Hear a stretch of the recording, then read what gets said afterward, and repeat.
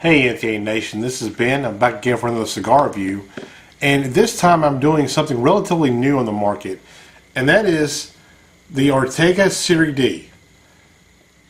Now, if you're on Twitter, you've heard a lot of cigar bloggers talking about this cigar.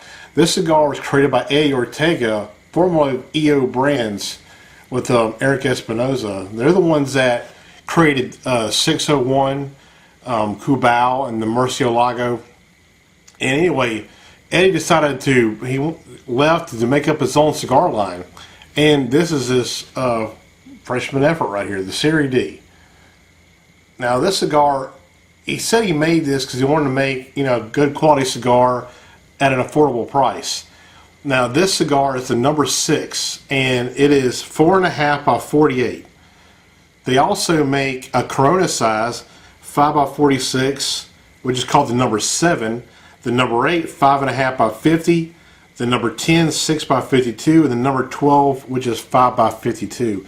And the number 12 actually is a Bellicoso. Anyway, when I heard about these, I immediately called Mike up at Buckhead Cigars and got me a sampler to see which one of them that I liked the best. And out of all of them, I really enjoyed all of them, but the number 6, the one that really popped. And for me, it just had the most intense flavor. It was just amazing. Also, Eddie actually told me on Twitter this is his favorite one. This or the number 7. So kind of validated what I was thinking too, which is kind of cool. But as you can see, what else is kind of interesting about this cigar? It has a barcode on the back of it. Now, for cigar shops that use barcode to keep up with inventory and to check out and all that stuff, this is really convenient because they don't have to go and deal with printing out their own barcodes and all that, which actually is a major pain in the ass when you don't have cello on the cigar like the Serie D. It doesn't have it on there. So kind of where are you going to stick it at? And on a small cigar, if you have a sticker as a barcode, we go around the back of the band, but if it's a small stick like a petit Corona, which this is pretty close to being one, it might go all the way around it. So kind of makes it ugly. So Eddie did the work for him. That's really cool. I think that's a really cool thing to do.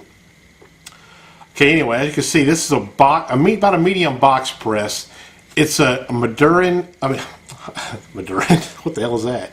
It's a Mexican Maduro wrapper. I'm guessing San Andreas, didn't really say. But as you can see, the box press on it. And the binder and a filler are Nicaraguan from Esteli and Jalapa. So while we're up there, let you see the fill. There we go. And the cap. I have a hard time focusing. Anyway, there you go. That's the cap. You see, it is a really dark and oily wrapper. It's a real kind of a mottled brown too. You see, it looks real leathery. But it's not going to win any beauty awards. But like I said before, to me, it's kind of insignificant for me. The smokability of it, the construction and whatnot, and the flavor. That's the two prime things. So anyway, let's check this thing out. Oh, this retails for about $7 a stick, and it comes in a box. You get a 10-pack. Well, I know Mike does this at Buckhead Cigars. You can buy a 10-pack. Or you can buy a box of 20. A 10-pack is $60. A 5-pack is $35, and a box of 20 is only $117. So really affordable cigar. So let's check this thing out. I'm gonna go ahead and use my Zycar V-Cut. That just makes it easy on these box presses.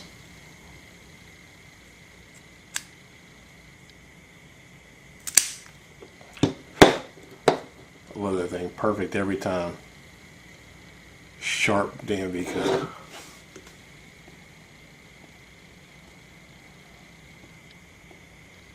It has the cold draw flavors that I'm getting. It's not very much. It's actually a very muted, like a woody cedar flavor, but that's about it. Nothing really on the cold draw. It has a kind of a tight draw.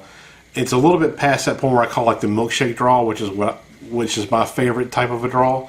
It's a little bit thicker than that, but it's not bad. I think once it heats up, it'll probably open up a little bit.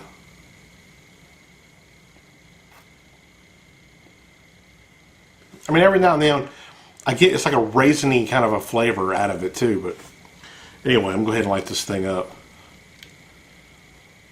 Use my new Cigar XTX lighter. It's the double flame, the bigger one. So.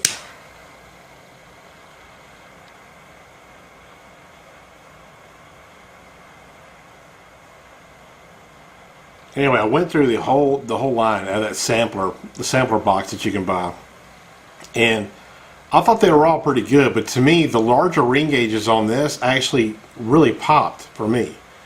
But out of all of them, the number 6, which is a 4.5 by 48, was just an unbelievable smoke. I thought it was the best out of the whole bunch.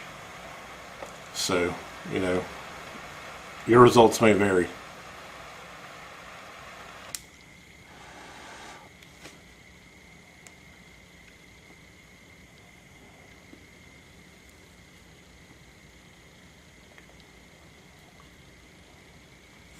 Right off the bat, it has a really, really rich chocolatey flavor, leather, and a real rich cedar flavor also on it.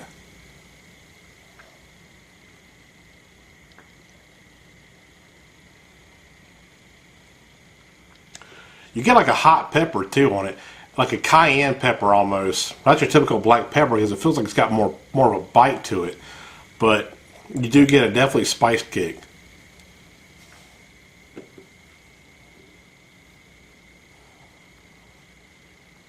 You really get it on the retrohale. This is not one that I can retrohale a full mouthful of smoke for you because it really stings my sinuses. But you get a full blast like that cayenne pepper right off the bat. But it's so far it's developing really well. So I love the volume of smoke that comes off this thing. So anyway, this is, you know, a small 4.5 inch cigar. I'm gonna smoke it to the halfway point, and I'll be back to let you know how it went. See you soon. Buddy, I'm back. About the halfway point now. I'm getting pretty much the same flavors. That nice, rich, chocolatey flavor, that woodiness, the leather. But as it got more into it, the cayenne pepper kind of died down a little bit, but it's still there. You definitely know it's there, but it's nowhere near as strong as it was right at the very beginning of this cigar. And kind of a telltale sign of who made this too. This is made at the My Father cigar factory for Eddie, so kind of see Pepin's kind of signature on this. But nonetheless, it has also developed a really nice espresso flavor on it too. That is kind of a nice coffee bitterness that you developed probably about after the first half an inch or so, and it slowly started to increase as the cigar went on. And it's very, very good. The flavors of this cigar really mesh well together. It's just a little bitty flavor bomb. I'm really enjoying the cigar. You can see there's a lot of smoke. And the retrohale still has a really pungent spice kick to it. But so far so good. I'm going to go ahead and finish the cigar. I'll be back to give you my conclusion. See you in a second. Hey everybody, I'm back. I'm at the very end of the cigar now. It's pretty much kind of remained the same. Some of the flavors have got more dominant over the other ones. That cedar note actually has become the most dominant note near the end of the cigar. I'm still getting that chocolate note, that bitter coffee, and the leather, but they've kind of subsided somewhat, especially the chocolate kind of really died down. The cayenne pepper, the hot pepper, has kind of really died down near the end of it. I kind of get a tingling in the back of my throat still with it, but that's about it. I am getting like a raisininess to it on the second half of it that kind of was muted in the beginning of it. But overall, just an outstanding cigar. Now, kind of what this would remind me of is something that Mike at Buckhead said.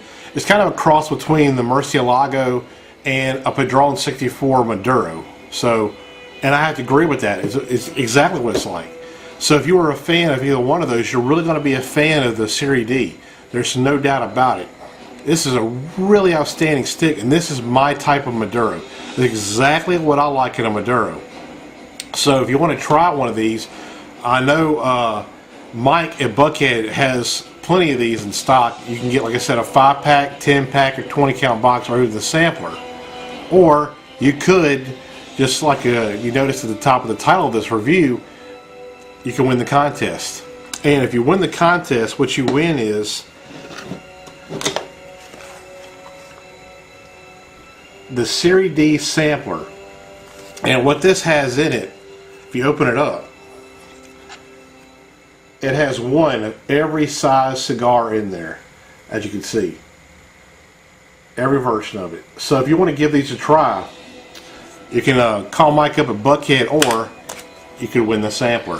All you have to do to win this is it's really basic. Post a comment on this review on lifetightash.com, or you could also post a comment on our Facebook site that is a link to this review, or you could retweet. You can retweet the tweet that I'm going to actually cut and paste and put it inside the actual review part of this. And each one of those you do is an entry in the contest. So if you do all 3 of them, you have 3 entries in the contest to win this. So anyway, there you have it. So good luck, and remember, nothing beats a nice tight ash.